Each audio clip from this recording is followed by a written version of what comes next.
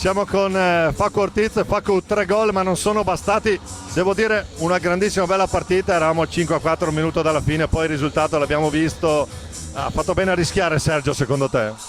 Sì, buonasera, sì. Niente, una partita troppo combattuta, per me abbiamo giocato bene anche, ma sappiamo che squadra c'ha Valdagno, sappiamo che sono alti in classifica perché lavorano bene, perché giocano bene, ma niente, noi abbiamo combattuto. Sì, ci sta, mancava un minuto della fine della partita, abbiamo messo 5 giocatori e si può soffrire il gol, quello è... No, è verissimo, e tra l'altro ho detto prima la differenza di posizione in classifica qui è contato veramente poco, una partita intensa dal primo all'ultimo minuto.